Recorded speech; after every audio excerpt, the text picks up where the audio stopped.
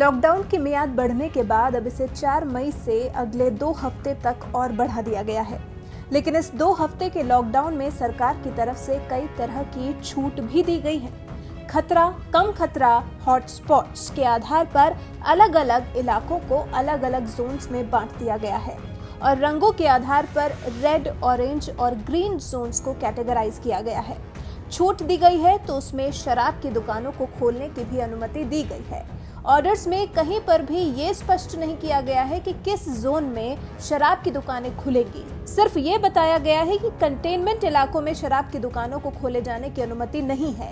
इसलिए माना जा रहा है कि शराब की दुकानों को खोलने की अनुमति हर जोन के लिए दी गई है, बशर्ते लॉकडाउन के नियमों का सख्ती से पालन किया जाता रहे। दिल्ली रेड जोन में है और दिल्ली में अभी भी 97 कंटेनमेंट जोन्स हैं। यहाँ पर शराब की दुकानें नहीं खुलेंगी, लेकिन बाकी जगहों पर शराब की दुकानें खोली जाएंगी।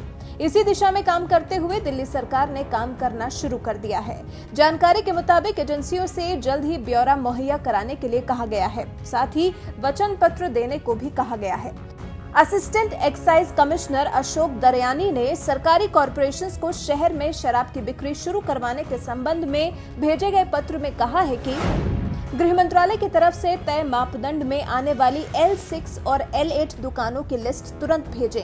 L6 लाइसेंस के तहत दिल्ली सरकार के अधीन शराब की बिक्री की जाती है। इसके लिए DTTDC, DSIDC, DSCSC और DCCWS को उनके परिसर में शराब बिक्री के लिए लाइसेंस दिए जाते हैं। आपको बता दें कि गृह मंत्रालय की तरफ से जारी ऑर्डर में कहा गया है कि शराब और पान, गुटखा आदि की दुकानों पर एक साथ 5 से ज्यादा लोग इकट्ठा नहीं हो सकेंगे और लोगों के बीच में सोशल डिस्टेंसिंग भी सुनिश्चित की जाएगी।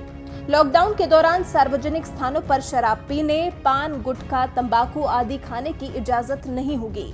एक समय में 5 से ज्यादा लोग एक जगह पर इकट्ठा नहीं हो सकेंगे। अब दिल्ली सरकार भी इसको लेकर अपनी कमर कस चुकी है। हालांकि ये किसी भी सरकार के लिए मुश्किल जरूर होगा, क्योंकि अगर इन दुकानों पर भीड़ होने लगी, सरकार की तरफ से जारी नियमों का पालन नहीं किया गया, तो संभव है कि देश में कोविड-19 से लड़ाई और ज्यादा कष्टदायी हो जाए।